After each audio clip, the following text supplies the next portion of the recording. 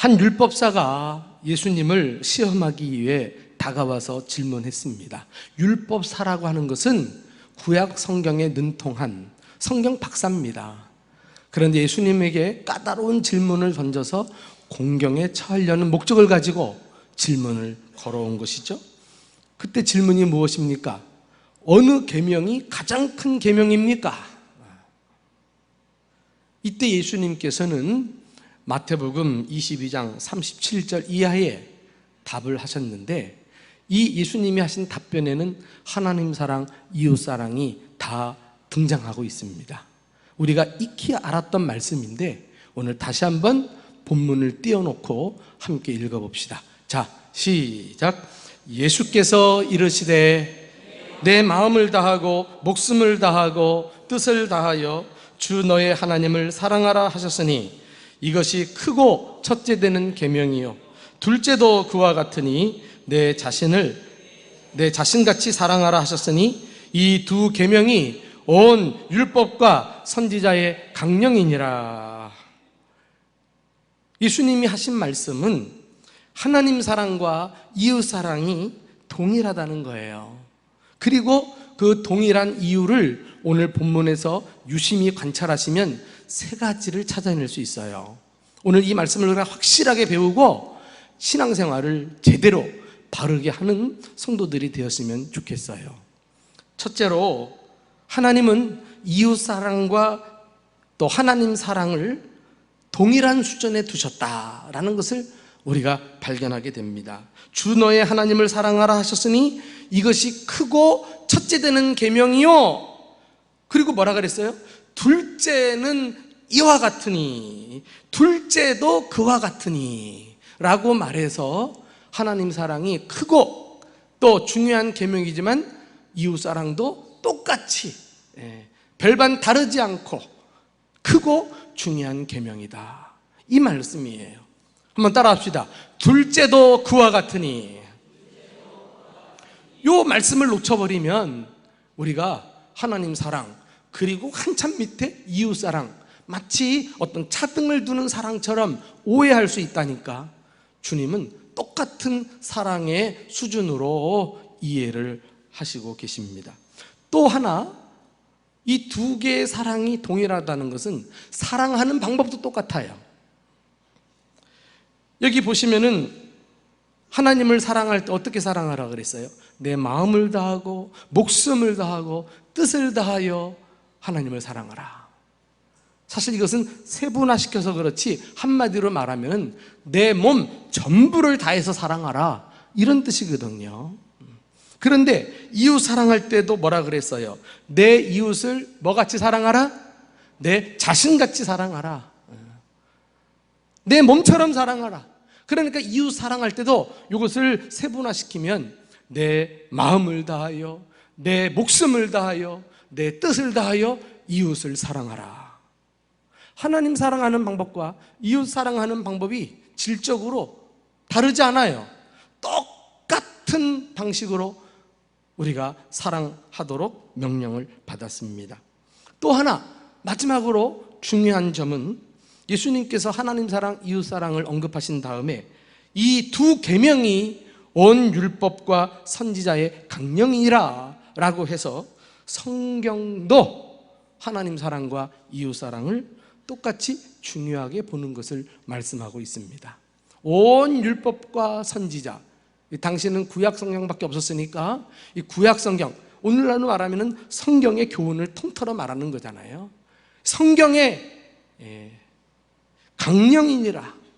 이 강령이란 말은 골자라는 뜻이에요. 핵심, 요지라고 하는 것입니다. 그러니까 하나님 사랑만이 아니라 이웃 사랑도 하나님 사랑과 같이 똑같이 중요한 성경의 골자다, 이렇게 말씀하고 계신 것입니다. 그러면 둘째는, 첫째는 이렇게 주님께서 서열을 두신 이유는 무엇일까요? 이것은 차등의 의미가 아니라 원인과 결과의 관계라고 볼 수가 있습니다. 하나님을 사랑한다면 그 사랑은 반드시 이웃 사랑으로 나타나야 한다. 이웃 사랑으로 하나님 사랑하는 것을 증명해 보여야 한다, 이런 말이에요. 우리가 자판기에서 원하는 물건을 얻기 위해서 돈을 집어넣죠.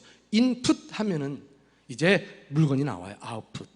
우리가 하나님을 믿는다, 하나님을 사랑한다, 그러면 원하는 결과는 다른 것 제쳐두고 하나님, 이웃 사랑, 이것이 진짜 믿음이고 진짜 하나님을 사랑하는 것이다 라는 말씀입니다. 은혜 받고 신앙생활 잘하면 잘할수록 남편과의 관계, 아내와의 관계, 부모와 자녀와의 관계, 가족과 친지와의 관계, 이런 모든 관계들이 정말 우리가 신앙생활 하면 할수록 하나하나씩 풀려가면서 좋은 관계를 맺고 살아가는 것이 진정한 신앙생활이라고 하는 것입니다. 예수 믿는 사람은요, 아무리 힘든 일이 있어도 지금까지의 관계가 아까워서라도 상대방을 함부로 대하면 안 돼요. 관계보다 소중한 것이 무엇입니까? 그렇게 쉽게 내팽개칠 관계입니까? 참 손해가 나는 것 같고 따질 이야기가 있고 해도 참 이 사람과 맺은 그 관계가 소중하니까 이 관계를 잘 지켜나가는 가운데 이제 비로소 내가 바라는 뜻이 이루어진다는 사실을 왜 모르십니까? 오늘 본문에 와서 보시면 십자가 사건을 이제 곧 가까이에 두시고 예수님께서 제자들에게 올바른 인간관계를 위한 지침을 세 가지로 주고 계신 말씀을 보게 됩니다. 이 세 가지 지침을 우리도 삶 가운데 실천하기를 다짐하는 시간이 되었으면 좋겠어요. 첫째 지침은 금하지 말라는 거예요. 따라합시다. 금하지 말라. 제자들은 어떤 사람이 자기들을 따르지도 않는데 예수님의 이름으로 귀신을 내쫓는 것을 보면서 금지시켰다고 예수님께 다가와서 보고를 합니다. 어떻게 보면은 제자들의 행동이 칭찬받을 만해요. 아무나 예수님의 이름을 막 팔면은 나중에 혹 예수님께 누가 되지 않겠습니까? 그러니까 우리와 함께 하지 않으면 귀신을 내쫓지도 말라, 이렇게 말할 수도 있겠죠. 우리 보통 생각일 수 있어요. 그러나 예수님은 당시 제자들의 생각, 우리들의 생각과 전혀 달랐습니다. 자, 예수님의 대답을 한번 들어보실까요?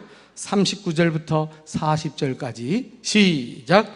예수께서 이르시되 금하지 말라.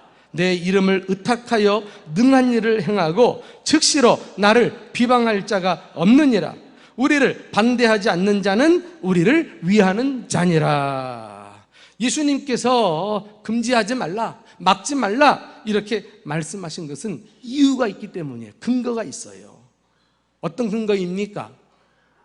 소속은 다르지만 지금 우리들과 함께 하지 않지만은 각각 같은 일을 하고 있으니 결국 같은 편이 아니겠느냐. 지금 주님께서 이런 생각을 하고 계십니다. 또 다른 한 가지 근거는 이렇게 같은 일을 하고 있으니까 우리를 반대하지 않으므로 결국은 우리를 위하는 사람이다. 그러니까 그도 언젠가는 우리와 함께 하게 될 것을 내다보시고 넉넉한 마음으로 허락을 하셨습니다. 여기 보시니까 즉시로 나를 비방할 자가 없느니라. 즉시로 나를 비방하지 않는다. 그러니까 좀 지켜봐라. 저 사람들이 나쁜 일 하는 것은 아니잖아. 이렇게 결국은 같은 편이 될 것을 기대하면서 기다려주시며 품어주시는 모습을 볼 수가 있습니다. 여러분, 여기서 예수님께서 이를 처리하시는 방법을 배우게 되는데요, 우리는 보통 어떤 이야기를 딱 듣게 되면 그냥 이 한마디 들은 걸로 흥분해가지고 감정을 여실히 그냥 막 폭발하고 드러내면서 일을 풀어가고 그러면서 관계는 다 깨어지는 일이 허다합니다. 우리는 정말 사안별로 어떤 일을 만났을 때 이 감정보다는 사고를, 이성을 사용해서 생각을 좀 곰곰이 할 수 있는 훈련을 받았으면 좋겠어요. 참 이 사람에게도 물어보고 저 사람에게도 물어보고 그러면서 정보를 가지고 취합하면 그래도 어른인데 다 어느 정도 상황을 짐작하게 되지 않을까요? 예수님도 그 순간 이런저런 생각을 하면서 아하, 우리와 함께하지 않지만 참 좋은 일을 한다. 그리고 시간이 지나면서 결국은 같은 편이 될 것이 아니겠는가? 이런 생각을 하시면서 자기와 다른 사람들을 허용해 준 것을 보게 됩니다. 요즘처럼 내로남불, 편가르기, 진영논리 그래가지고 어떤 고상한 도덕, 윤리 기준을 가지고 잘잘못을 따지는 것이 아니라 내 편이면 틀려도 맞다 그러고 말이죠. 상대편이면 맞아도 틀리다 그러고, 이게 우리 사회 지도자뿐만 아니라 기성세들이 다 이 모양으로 살아가니까 우리 사회가 이렇게 혼란스럽고 대책이 없는 거예요. 서로 끌어내리려고만 하는 거예요. 이게 저와 여러분의 모습 아닙니까? 그러니까 이런 편가르기식으로만 생각하니까 이제 입장이 바뀌면은 예전에 자기가 맞다고 하는 것을 이제 또 틀리다고 하고 말이죠. 이래서 내로남불이 되는 거예요. 이래서 내로남불이. 이런 안타까운 시대에 예수님의 교훈은 우리에게 경종을 울립니다. 예수님은 당신을 따르지 않는 사람도 인정해주고 받아주셨습니다. 물론 받아주려고 해도 튕겨져 나가는 사람이 있더라고요. 그런 경우는 어쩔 수 없어요. 그러나 여기서 우리가 예수님의 태도를 보면서 깨닫는 인간관계 첫 번째 지침은 바로 포용력이라고 말할 수 있어요. 포용력. 여러분은 어떻습니까? 이미 다 같이 예수님을 따르고 있고 한 교회를 다니고 있고 같은 비전, 같은 사명 아래 같은 일을 수행하고 있는데 서로 포용하지 못할 이유가 없잖아요. 여기 금하지 말라 하시는 예수님의 말씀은 좀 더 적극적인 인간관계를 요구하는 말씀입니다. 우리가 포용하겠다고 해놓고 가만히 있으면 그거 안 된다는 거죠. 자, 우리 예수님의 이후의 말씀을 들어보실까요? 41절이에요. 41절 시작. 누구든지 너희가 그리스도에게 속한 자라 하여 물 한 그릇이라도 주면 내가 진실로 너희에게 이르노니 그가 결코 상을 잃지 않으리라. 물 한 그릇이라도 더 대접하고자 하는 마음으로 다가가면 상을 잃지 않겠다. 주님이 그 사람의 노력을 기억하신다는 거 아니겠어요? 오늘 우리 또한 마음을 열고 나 아닌 다른 사람도 우리가 포용하면서 먼저 손을 내미는 적극적으로 사랑을 실천하는 저와 여러분 될 수 있기를 주님의 이름으로 축원합니다. 두 번째 인간관계 지침은 실족하게 말라라는 것이, 다 같이 읽어봅시다. 시작. 실족하게 말라. 자, 그 내용이 42절에 나와요. 같이 읽어보실까요? 시작. 또 누구든지 나를 믿는 이 작은 자들 중 하나라도 실족하게 하면 차라리 연자 맷돌이 그 목에 매어 바다에 던져지는 것이 나으니라. 막 내용이 무섭습니다. 뭐에 대해서 하나님은 이렇게 아주 혹독하다시피 교훈하셨을까요? 이 작은 자들 하나, 1차적으로 이 사람은 어린아이를 의미할 것입니다. 어리다고 작다고 하찮게 여기거나 무시하면 안 된다는 거예요. 실족한다는 것은 뭐예요? 넘어뜨리는 것을 말하죠. 믿음으로 말하면은 하나님과의 관계를 멀어지게 만드는 일이 있으면 그 사람은 아예 그냥 맷돌을 메고 바다에 빠져 죽는 게 낫다. 주님이 이렇게까지 단호하게 말씀하시니까. 사실 여기 작은 자들 중에 하나라고 할 때 어린아이들 뿐만이겠어요. 우리 주변에 어린아이들이, 작은 사람들이 얼마나 많습니까? 연약한 사람, 홀로 스스로 남이 도와주지 않으면 살아갈 수 없는 사람, 보잘것없는 사람, 사회적으로 변변치 않은 비천한 사람, 얼마나 많이 있겠습니까? 그런데 누구를 대할 때는 나긋나긋하게 대하고 또 보잘것없는 사람들한테는 막 함부로 무시하듯 이렇게 대한다면 그 사람 실족시키는 거예요. 죽는 게 난 죄예요. 얼마나 우리가 몰라서 그랬지 무시무시한 죄를 짓고 살고 있습니까?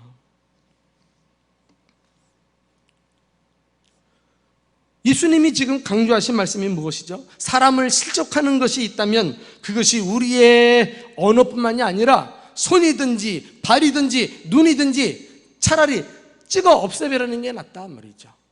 여기 43절부터 47절에 내 손이 너를 범죄하거든 찍어내버려라. 우리가 이 유용한 손을 가지고 얼마나 사람들에게 폭행을 휘두르고 범죄를 저지릅니까? 그래서 사람 실족시킨다면 찍어내버려라. 멀쩡하게 지옥 가는 것보다 낫다. 이 눈을 가지고 얼마나 사람들을 흘기고 경멸하고 그렇게 우리가 바라봅니까? 그래서 사람이 실족한다면 그 눈을 빼버려라. 두 눈 다 가지고 지옥 가는 것보다 낫다. 이 발을 가지고 감정을 표현하는 사람들 있죠. 막 쳐붙이고 차고 말이죠.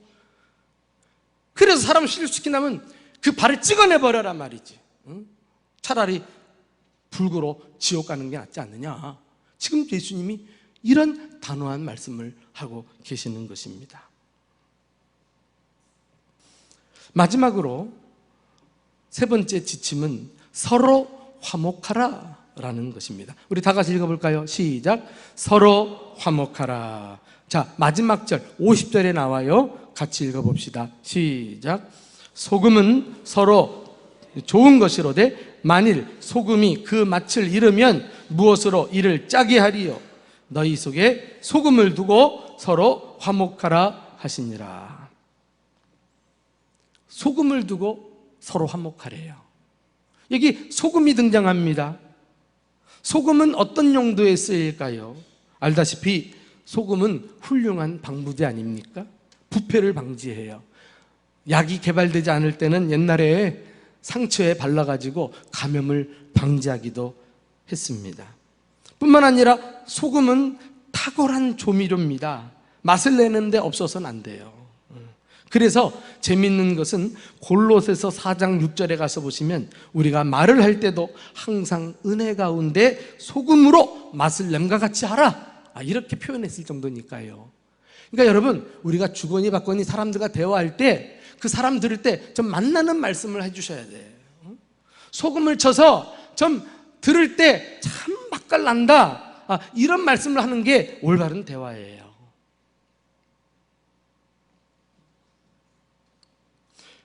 그러나 무엇보다도 소금의 가장 중요한 특징은 변하지 않는 것이다 라고 말할 수 있습니다. 소금을 두고 서로 화목하라. 이 말씀은 과거 하나님께서 이스라엘 백성들과 언약을 맺으실 때를 생각나게 합니다. 자, 한번 구약성경 역대하 13장 5절 말씀을 읽어보실까요? 여기도 소금이라는 단어가 나와요. 시작. 이스라엘 하나님 여호와께서 소금 언약으로 이스라엘 나라를 영원히 다윗과 그의 자손에게 주신 것을 너희가 알 것이 아니냐. 이 소금 언약 무슨 뜻입니까? 당시에 언약을 맺을 때 소금을 먹는 데서 유래가 되었어요. 하나님께서 언약을 체결하시면서 백성들로 하여금 소금을 먹도록 하신 것은 변치 않는 영원한 언약을 상기시키기 위해서였습니다. 하나님께서 맺으신 언약은 어떤 내용이에요? 내가 너의 하나님이 되고 너희는 나의 백성이 되리라. 다윗의 혈통으로 그 후손들이 영원히 이 언약 백성이 되리라. 이 사실을 하나님께서는 이스라엘 백성들에게 잊지 않도록 소금을 가운데 두고 그것을 직접 먹으면서 언약을 체결해 주신 것입니다. 이제 하나님께서 우리에게도 소금을 두고 서로 화목하라, 서로 변하지 않는 사랑을 요구하고 계시는 것입니다. 알고 보니 예수님의 세 번째 인간관계 지침은 불변성, 일관성이라고 할까요? 우리는 사람을 골라서 사람 따라 편애하면 안 돼요. 사람을 끼리끼리 좋아하는 사람들끼리만 편을 가르고 그렇지 않은 사람들 미워하면 안 돼요. 이 주님이 가장 악하게 보시는 일입니다.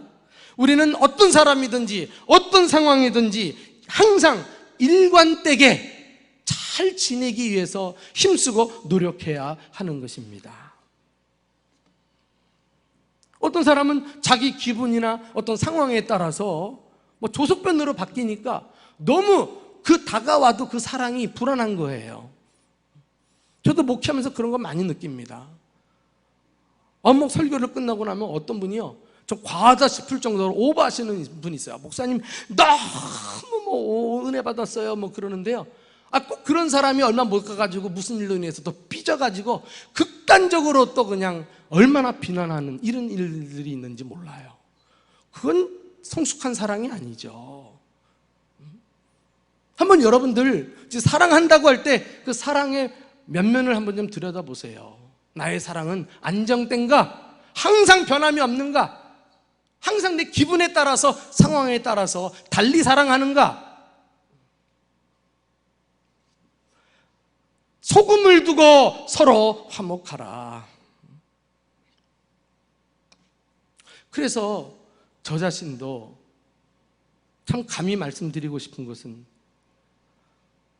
완벽하진 않지만 그래도 목사이기 때문에, 나는 설교하는 사람이라, 목사님은 설교하는 거하고 또 생활이 다르네? 이런 말 듣지 않으려고 그 인간관계 정말 깨질싸라 신경 쓰면서 세심한 배려하면서 말하는 것도 처신하는 것도 애를 쓰면서 했어요. 나 때문에 상처받는 사람은 없도록. 그런데 어느 날, 이거 내가 너무 예민한 거 아닌가? 너무 민감한 거 아닌가? 왜냐하면 그렇게 해도 모든 사람들 마음을 다 얻을 수가 없겠더라고요. 그래서 지쳐있고 고민하고 갈등하고 있을 무렵에 내가 말씀을 통해서 해결받은 구절이 있어요. 그 내용이 바로 로마서 12장 18절이에요. 우리 한번 다 같이 읽어봅시다. 시작. 할 수 있거든 너희로서는 모든 사람과 더불어 화목하라. 할렐루야. 할 수 있거든 너희로서는, 무슨 말입니까? 현대인의 성경 보니까 가능한 한 최선을 다해 모든 사람과 사이좋게 지내라. 그렇구나. 내가 사람들의 마음을 어떤지, 그 사람들이 나의 마음을 알아주든지 그것과 상관없이 나는 내 편에서 정말 변함없는 사랑, 일관된 모습을 한결같이 보여주는 것이 나의 역할이구나. 이런 용기를 갖게 되니까 내가 애를 쓰고 노력하는 것이 헛되지 않겠다. 그리고서 부족하지만 지금껏 좋은 관계를 맺기 위해 애를 써오고 있습니다. 오늘 우리는 말씀을 통해서 인간관계가 얼마나 중요한지 배웠습니다. 이웃을 사랑하는 것은 하나님을 사랑하는 것과 다르지 않습니다. 똑같습니다. 누군가 잘못되게 가르쳤든지 이 점을 강조하지 못했든지 한국교회에 큰 오점을 남겼다고 볼 수 있습니다. 다시 강조하거니와 하나님을 사랑하는 것은 이웃을 사랑하는 것입니다. 하나님을 찾는다면 이웃도 찾으셔야 합니다. 우리는 어떤 방식으로 이웃과 인간관계를 맺어야 할까요? 금하지 마십시오. 실족하게 마십시오. 서로 화목하게 지내시기를 위해 힘쓰십시오. 이런 노력을 기울이면서 우리가 머무는 곳마다 천국이 이루어지고 여러분들 가정과 직장마다 천국이 임하는 축복된 삶을 사시기를 예수님의 이름으로 축원합니다.